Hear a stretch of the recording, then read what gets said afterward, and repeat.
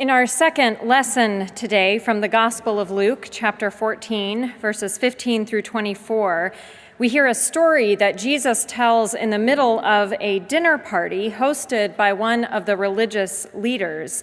And it's not the first time during this party that he disrupts the flow of the evening.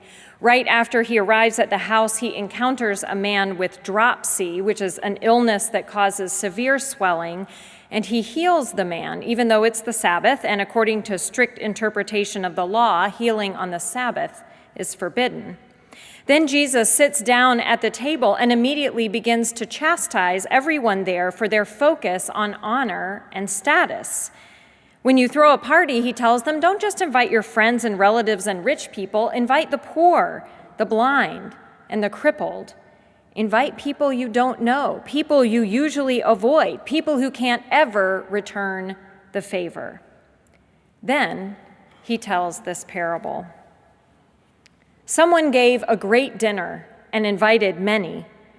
At the time for the dinner, he sent his servant to say to all of those who had been invited, "Come, for everything is now ready."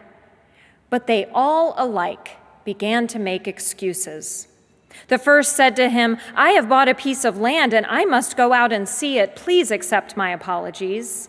Another said, "I've bought 5 yoke of oxen and I'm going to try them out. Please accept my apologies." Another said, "I have just been married and therefore I cannot come." So the servant returned and reported this to his master.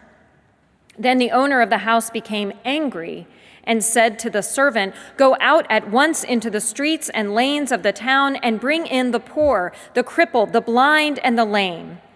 And the servant said, "Sir, what you have ordered has been done, and there is still room." Then the master said to the servant, "Go out into the roads and lanes and compel people to come in, so that my house may be filled. For I tell you, none of those who were invited will taste my dinner." This is the word of the Lord. Thanks be to God. With this story, Jesus offers a radical critique of the social and political practices of the day. The ancient Near East was a culture predicated on honor and shame, which meant that every move people made was calculated to increase honor and decrease shame. This was especially true when it came to parties. Who got invited and who got to sit where, these things were a big deal. And they pretty much dictated the guest list and the seating chart of the next party. Everything was quid pro quo and pay to play. Every interaction was calculated to provide maximum reputational benefit. So in the parable, when the guests declined to come to the party, making last-minute excuses that are the first century equivalent of, "I really need to stay home tonight and wash my hair," it was a big insult. But the host of the party doesn't shame or punish his friends who so rudely refuse to come. Instead, he does something unusual, even radical.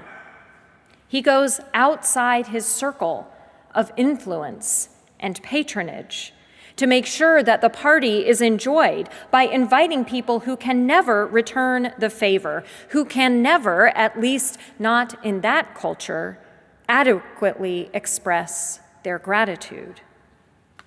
In her book, Gratitude, Diana Butler Bass explains how ancient Rome was structured politically like a pyramid, with the emperor at the very top. Everything good flowed down from the emperor, and by the time it reached the masses at the bottom, there wasn't much left. Gifts, mostly in the form of economic and status benefits, flowed down from the emperor, and gratitude, sometimes in the form of appreciation, but more often in the form of financial debts like taxes, flowed back up. Bass observes that the structures of the ancient Roman Empire still haunt Western societies today, especially in relation to gratitude. Although democracy was initially meant to offer a fair, more equitable alternative to systems of patronage and feudalism, As commercial interests overtook democratic ideals, gratitude mutated. Just think about how our politicians have become beholden to lobbyists and political action committees that give them the money they need to run their campaigns. Corporations and PACs give politicians money, which makes the politicians much more likely to vote for the policies these groups want. This is one reason the NRA has been so successful in preventing meaningful gun control legislation, despite the fact that majority of Americans are in favor of reform. Now, although we may not always think about it that way, this exchange of money for certain political votes is a form of gratitude. Our country's founders may have hoped to create a society that operated differently, but human sin is ever persistent, and we have ended up with yet another pyramid culture in which power and money are concentrated at the very top, which is why the story Jesus tells is so relevant. In it, he suggests a radical restructuring of the political and social order by calling us to do more than just exchange favors. Jesus tells us to go outside our limited circles, to reach out to those who have been pushed to the margins and who we think could never return the favor. When we do this, we imitate God, who in every moment extends the benefit of totally undeserved mercy and love to every single one of us.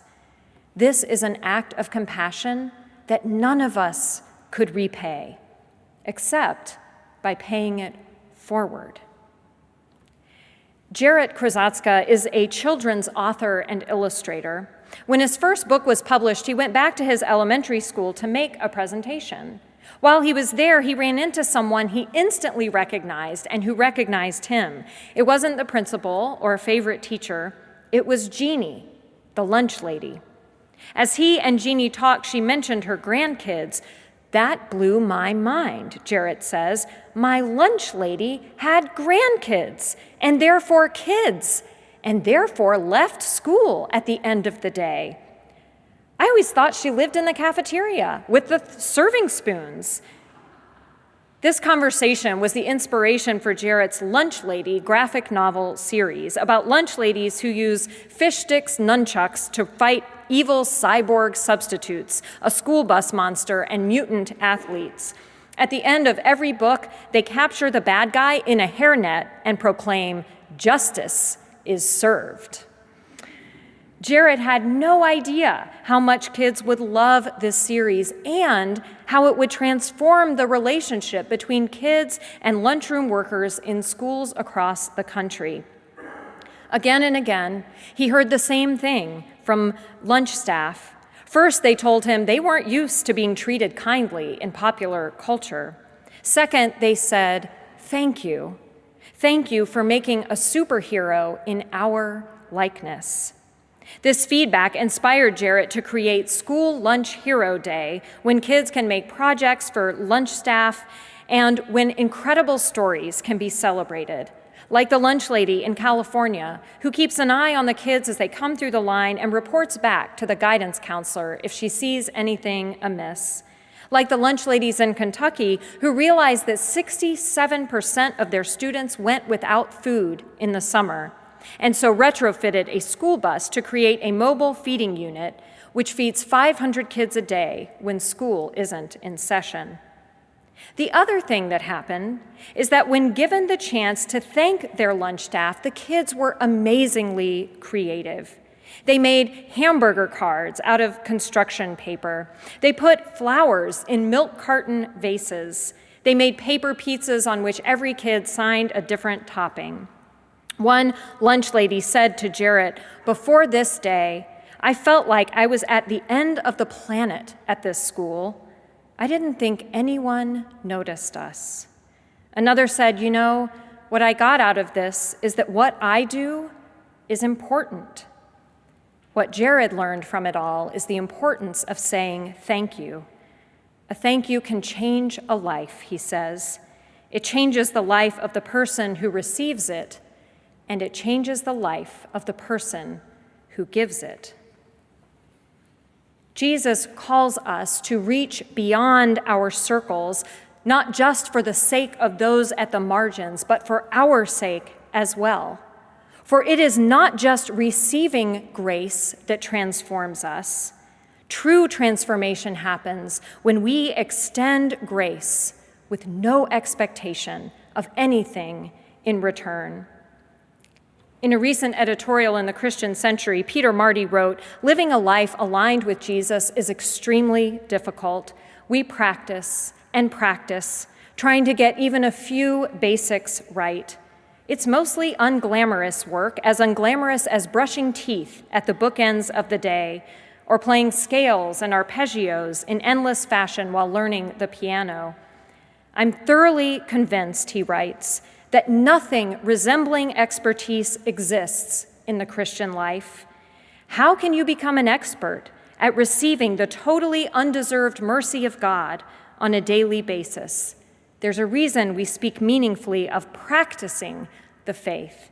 It's all practice." Tables aren't just the place we gather with the people we love and give thanks to God, which we often call saying grace. Tables are where we practice receiving and giving God's grace.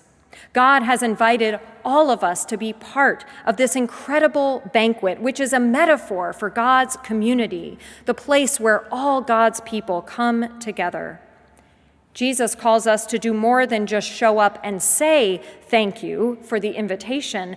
Jesus calls us to live that gratitude by reaching out to those who could not return the favor and sharing the good news that they are invited into this community as well. Maybe, as in the story Jesus tells, the people we need to reach out to are the poor, the crippled, the blind, the lame, the ignored, the oppressed. In our time, that might be the person of color who was profiled and wrongly imprisoned, the transgender person who is terrified of how government policies will impact their life, the person of a different religion who is looked upon with suspicion, prejudice, and, as we know all too well, murderous rage, the immigrant who has lived among us for decades, working hard and paying taxes, and who now lives in fear of being deported. Those people who hold political views so different from yours that it becomes all too easy to dismiss them as crazy or less than. It might even mean offering grace and forgiveness to someone in your life who doesn't deserve it and who wouldn't do the same for you. At a time in our national discourse when politicians themselves from both parties are condoning and stoking the worst impulses of fear and violence in our citizens, this suggestion from Jesus about who belongs at God's table and who we are called to bring into the fold is something we all need to hear. According to Jesus, there is always more room at God's table, and no one, not one, is to be left out of this feast.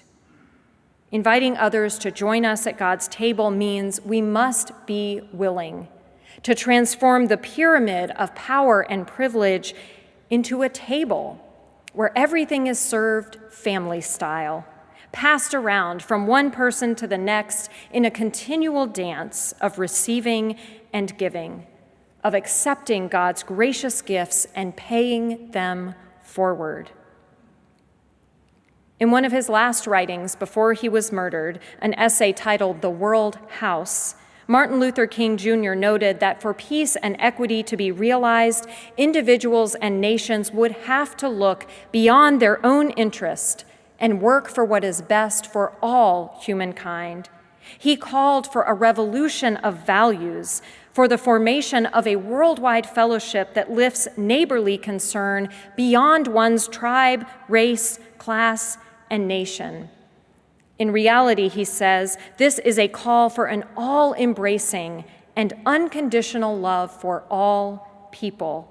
in contrast to the self-defeating path of hatred and retaliation. In conclusion, King wrote, "We are now faced with the fact that tomorrow is today. We are confronted with the fierce urgency of now." It is dismaying that King wrote those words more than 50 years ago.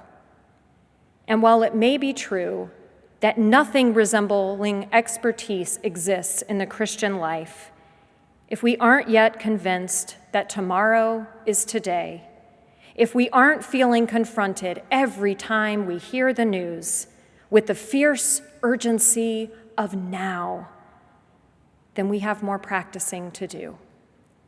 We all have more practicing to do. Fortunately, God's invitation to us is always open. It is always right now that we are invited to experience God's grace and love and to sit at God's table with all of God's children. This is an invitation we are empowered not just to answer, but to extend, to pass on, especially to those children of God who desperately need to know now that they too are worthy, that they too are loved, that they too, just like us, are the recipients of the totally undeserved mercy of God, here and now, every day. Amen.